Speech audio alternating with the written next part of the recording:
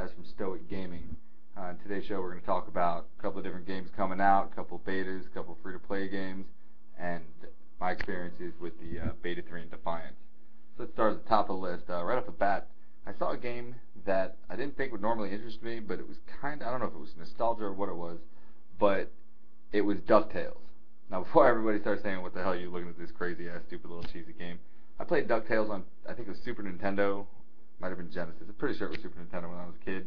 And I remember loving the game. The game was fun. Typical platformer, like 90% of the other Super Nintendo games. But it looks like they really put a lot of TLC into this game and have some 3D backgrounds with some high-definition sprites. They went and got all the original cast members' voices to redo all the characters in the game. It looks like they really put a lot of attention to detail. And I don't know if it's this game that's got me interested or if it's the fact that there's this much time and effort going into a reproduction of an old game. Because there's tons of games I'd love to see a reproduction. How about Bad Dudes, man? Bad. I used to watch that crap constantly when I was little, man. I'd play that game, and me and my brothers would all be standing in the living room, one fist in the air, like, I'm bad.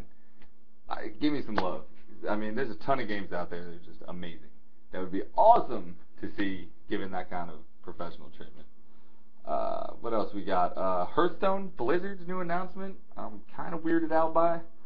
They did kind of really simplified Magic the Gathering video game, card trading, free-to-play game, probably microtransaction, buy packs of cards. It's very unlike Blizzard to come out with a new type of weird IP like that. They've kind of, for the last 400,000 billion decades, stuck to their like 4 IPs or 3 IPs or whatever that they usually use. Is this Titan? This is what you've been working on for like 4 years? Probably not. But they already have the World of Warcraft trading card game. Why they didn't flesh that out into a digital game that could go on like an Xbox and a an Xbox and 360, on an Xbox and a PlayStation, computer and whatever. Why they made up an entirely new game, I don't know. This is beyond me. I don't see it doing very well. I think it'll blow up huge in the beginning and trail off very fast. We'll see though.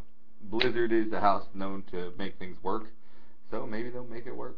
I don't know. We'll have to stay and look. It's got super positive reviews from the people that have looked at it so far. I just think it's really outside of Blizzard's normal thing that they do. Elder Scrolls Online. I started off very jaded about this game. I heard it was going to be on the Hero engine, which is the same engine that Star Wars: The Old Republic is running on. They later said it's not going to be on the Hero engine.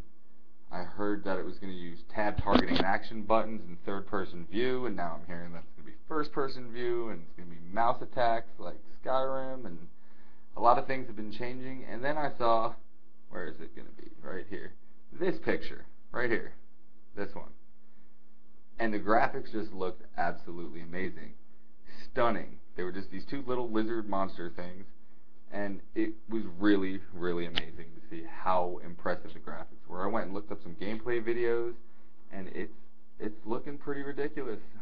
My guesstimation right now is probably an early November release, and a lot of hype built up over the end of the summer and beginning of the fall. So I will definitely be there. I'm pretty sure at this point I'm already mentally committed to buying the super ultra mega super duper deluxe frickin' we're gonna charge you $900 and give you a statue of Gandhi fucking package. So we'll probably have some keys and stuff like that. I'm pretty sure I got into the beta. I got a vague little email. We'll see, and we'll see how that goes. But Stoic Gaming will be represented. And SimCity. I've been playing SimCity for the last 4 or 5 days. I don't see what all the fuss is about. I don't know why people are tripping about this always online thing. If you don't like games that are always online, don't buy games that are always online. I mean, yeah, that's all there is to really say about that. It is companies' job to try different strategies to see how they can make money. If you don't pay them for it, they won't do it anymore. So all these people that are like, I don't know why they do this, these games suck and they don't sell and blah, blah, blah, blah, blah. Well, here we are in, I don't know, the 5th, 6th, 7th year of them doing this stuff where they're doing this always online thing. And apparently it's working because people are buying the games. So vote with your wallet.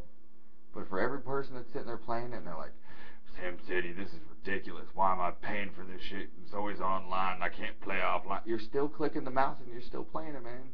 Stop. Just don't pay for the game if you don't like it. Now, with that being said, I've been playing the game for several days now. I think it's an amazing game. The only thing that freaks me out is how small your town is. And no matter how much you put residents in there, they keep bitching that they want more. In fact, I can only take the game in small bursts anymore because I can't stand those stupid little advisors bitching at me. So, it's fun seeing how high I can get it. But it's kind of like Pac-Man, man. It just keeps getting harder and harder and harder till you either go crazy or you die.